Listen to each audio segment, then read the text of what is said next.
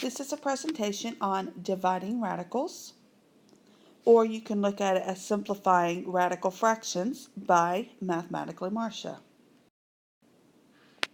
Okay, you can look at this as dividing two radicals, or you can look at that as a fraction bar and you're just simplifying a fraction. Just like multiplying, you can multiply any radicals. They don't have to be like terms. They just have to have the same index. And you can divide the outside together and you can divide the inside together. 12 and 4 are both on the inside, so we can divide those. 24 divided by 2 is 12. It's still in the radical, so it would be radical 12. Just like with multiplying, you can simplify the radicals first. With division, though, I like to usually go ahead and divide first. Now we do need to simplify 12, radical 12. So 2 times 6, 2 times 3, so we can pull a 2 out. So 2 radical 3. Now notice when I do radical 12 over 2, or 24 over 2, 24 over 2 would reduce to 12 over 1.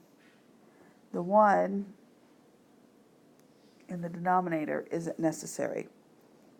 And even though it's radical 24, it would be the same thing. Radical 1 is still 1, and it's still not necessary in the denominator. So that's why it turned into just radical 12, if you were looking at it as fractions. So then 2 radical 3 is my answer. Okay, radical 36 over radical 24. 24 will not go into 36 evenly. However, we can reduce. Both of these can be divided by 6. So that would be radical 6 over radical 4. Now, radical 6 is the product of 2 times 3, which is 2 prime numbers, so you can't simplify that one. But radical 4 is a perfect square. Square root of 4 is 2. So that would be radical 6 over 2.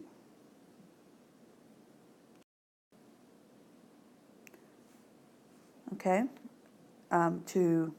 you can do two things here first. You can go ahead and simplify the radicals first, or you can reduce the radicals. Be careful that we keep those two words separate. By simplifying radicals, let's go ahead and look at that first on this one. We're looking inside the radical for pairs that we can pull out. You see the x squared? That's x times x. So we can pull an x out. And then the 6 and y can't be simplified.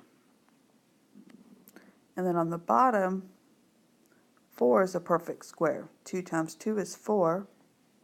So we can pull a 2 out. And that's simplifying radicals. Now let's see if we can reduce the fraction. When you reduce, you're changing the top and the bottom, pulling out something they have in common. And they both have a y. So this one goes away, that one goes away. And we're left with x radical 6 over 2. Now, you may be thinking, oh, 6 and 2 can be reduced. No, they cannot. The 6 is in the radical, the 2 is not. So x radical 6 over 2 is my final answer. There's nothing else I can do to simplify that.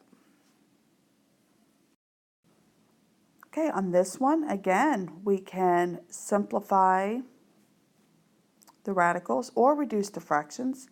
Typically, I think it's easier to go ahead and simplify radicals first.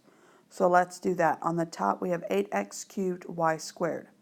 So 8, you have 2 times 4, and then 2 times 2.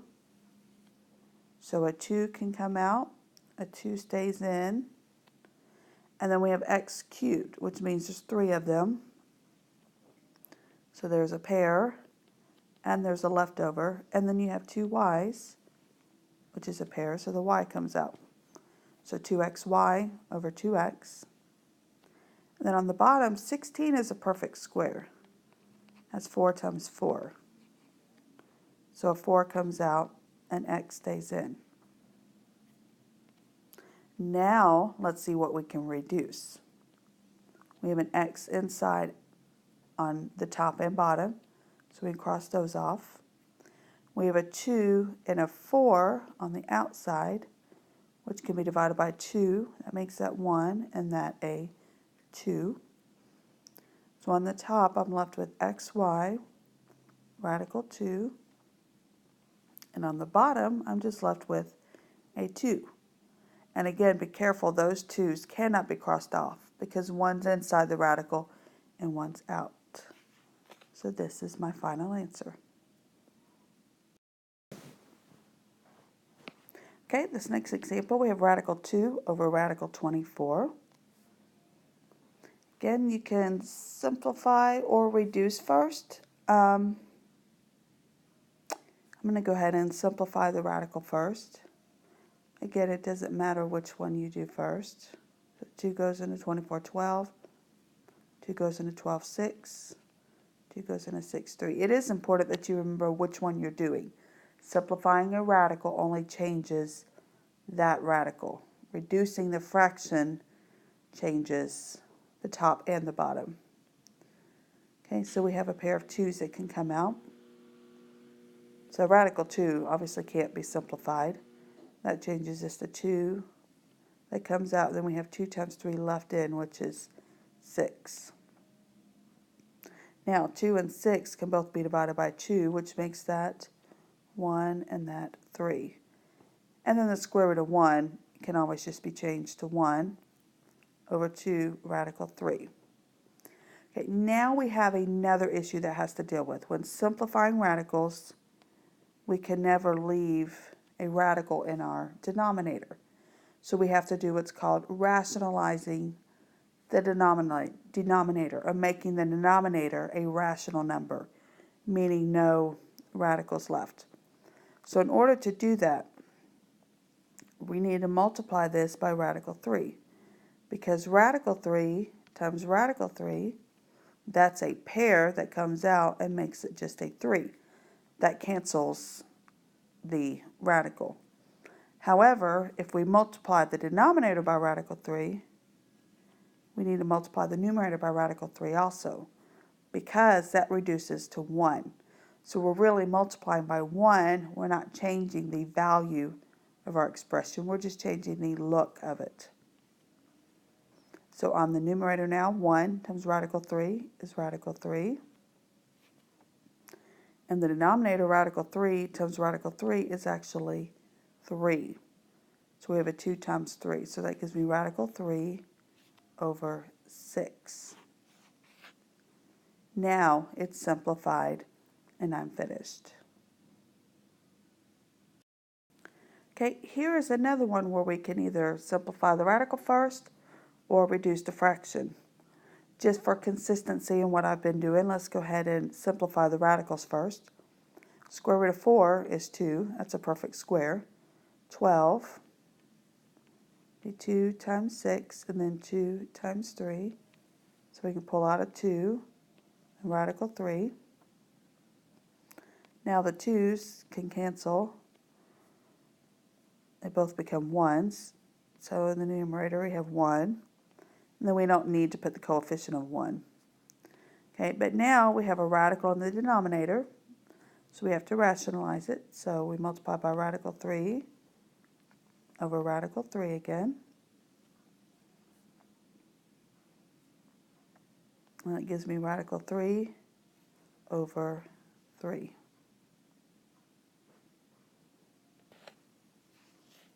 And again, remember those 3's cannot be crossed off because one's in the radical and one is not. So they're not actually the same. Okay, 5 over radical 45. Let's simplify our radical first. So that would be 3 times 15, and then 3 times 5. So a 3 comes out, and a 5 stays in. Now we don't have anything in the fraction that can be reduced, because the 5's, one is in the radical, one is out.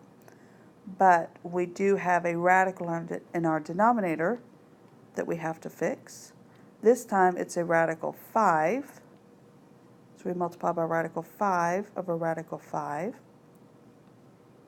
And that gives me 5 radical 5 on the top. And on the bottom, it gives me 3 times 5. Now, those can be reduced because now there is a 5 outside. So I'm left with radical 5 over 3.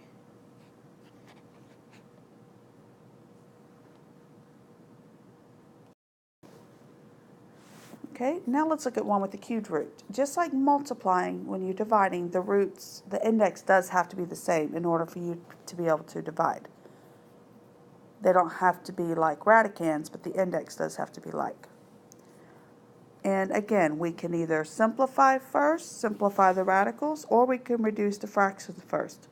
For consistency on what we've been doing, I'm going to go ahead and simplify the radicals. So you have 8, which is 2 times 4. And then 2 times 2, and 8, you may remember, is a perfect cube, so we have a 2 outside. And then 16, we have 2 times 8, 2 times 4, 2 times 2, so we have a pair of, or a group of 3, and then a 3 that stays, or a 2 that stays inside. So 2 cubed root of 2. And we can cross these 2's off. So that gives me 1 over cubed root of 2. Now again, we have the problem with a radical in the denominator that we need to fix. But we're not looking at a square root. This time we're looking at a cubed root. In order to bring it out of the radical now, remember we have to have 3 of them, not just 2. So we already have 1, we need 2 more so that I have 3 2's. And whatever I do to the denominator, to do the same to the numerator. So I need to do 2 times 2 times 2 in order to pull it out of the radical. And of course 2 times 2 is 4, so that's cubed root of 4. And then here, because there's 3 2's, they come out. So it's just a 2 now. Again, you cannot reduce this. One's in the radical, one is not. So this is my final answer.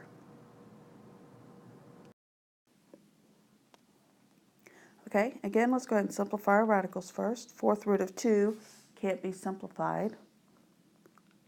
64 we can. We have 2 times 32, 2 times 16, 2 times 8, 2 times 4, 2 times 2. So we're looking for a group of 4. So 1, 2 can come out, and 2 have to stay in. So that would be 4th root of 4. Now this can reduce to 1 over 2. So any root of 1 is just 1. So anytime there's a 1, you can pull it out of the radical. Now, when we go to rationalize this, because that index is a 4, I need 4 2's. I already have 1, so I need 3 more, so that I have 1, 2, 3, 4. And whatever I multiply in the denominator, I have to actually also multiply in the numerator. So on top, that gives me the 4th root of 8. On the bottom, I have 2. And then the 4th root of 2 times 2 times 2 times 2 pulls that 2 out. So that's actually a 4. So 4th root of 8 over 4. Okay, let's do one more. Cubed root of 2 can't be simplified. Cubed root of 64 can. You have 2 times 32, 2 times 16, 2 times 8, 2 times 4, 2 times 2.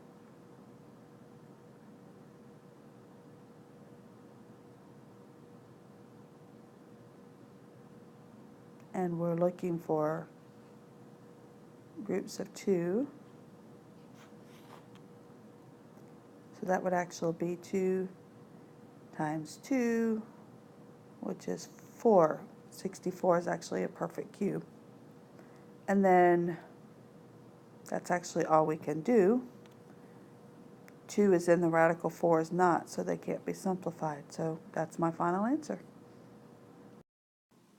Okay, if you thought this video was helpful, please hit the like button below. Subscribe to my channel so you can see more videos like this. If you have any questions, comments, or requests for future videos, share that in the comment section below. And thank you for watching.